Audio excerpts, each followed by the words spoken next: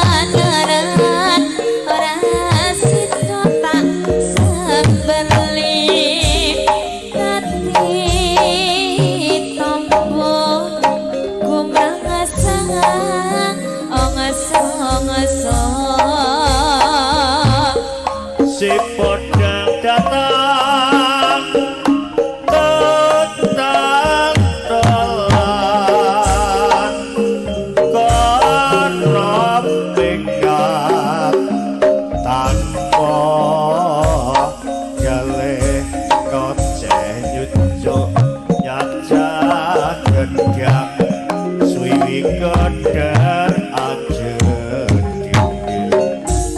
gerimis rimis rimis aku walah aku trenyok yen ngono kebeneran ora sida tak sembelih dadi tamba gumarang sang ongso-ongso ojek nyucuk nyadar kadang siwi kodar aja dinding gerimis rimis aku alas aku trenyo